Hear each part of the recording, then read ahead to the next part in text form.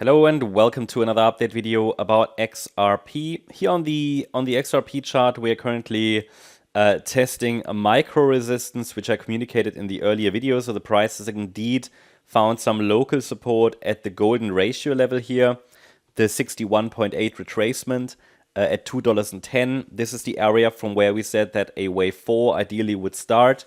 This is the wave 4 bounce, and this chart could still, in this bullish scenario, which I have highlighted as a 1-2 setup, the chart could still develop one more low in wave 5 of C of 2. The resistance is between $2.30 and $2.46. Why is this relevant? Because this resistance area is basically the pivot between the yellow and the white scenario. So in the yellow count, one more low, easily possible, with support at $1.95 and invalidation at the February low, which is located at $1.77. That means there is a pretty good reward to risk ratio, because my bullish target is a bit more than even a 2x, 2 to 3x from here.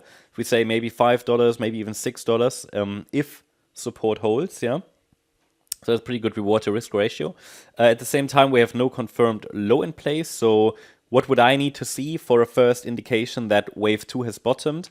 Well, that would be the white scenario, in which the correction that started after the 3rd of February high, that would be if the correction is not a so-called ABC structure, in which the C wave is a 5-wave move. But in this case, the wave 2 is a WXY. I don't normally expect the last wave down, or I wouldn't hold. I mean, I'm not holding out for these in crypto, because we see it very often that a lot of these charts, which, especially if there is a very rapid downside move, liquidations left, right, and center, the last low sometimes just doesn't happen, and that is not anything you can predict, because the standard pattern typically suggests it should happen, and it often does. Just when we have very, very rapid downside movements, it can sometimes be that these last 4 or 5 patterns are somewhere hidden in here, and you can't really see them, or it's just a WXY structure, which, as I said, in contrast to an ABC where the C wave is a 5-wave move, in a WXY we only need 3 waves in W, 3 waves in X. So up until here, it's very similar to an AB, but the last leg down has only 3 waves, A, B, C.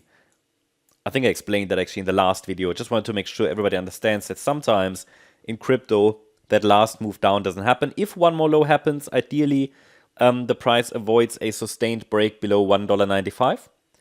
At the moment, I'm just watching here the resistance area. Yeah, what do I need to see for a first indication that a low has formed? I need to see a 5-wave move up above $2.46 resistance, or $2.47. But it would need to be an impulsive move or some kind of a 5-wave move. Bear in mind, if the wave 2 already bottomed, then the 3rd wave to the upside should be, should ideally be, should give us this, you know, we're looking for the first 1-2 setup, essentially. That hasn't happened yet.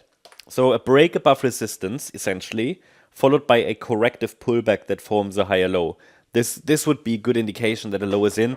In addition to that, we've got the next resistance level, which would provide some further evidence. If that is broken to the upside, especially here at $2.83, that would give us some further confirmation that we cannot really expect another low in yellow wave 2. Should the market break below 177, which is the February low, I would still see this as a wider flat correction. Then probably, however, this wave 4 that presumably bottomed around the 3rd of February would still be unfolding. I would have to assume this is still unfolding, never finished, but for now, based on structure, based on what I see here on the chart, I'm inclined to give the directly bullish scenarios here that I'm tracking, as long as we're holding above $1.95, a chance.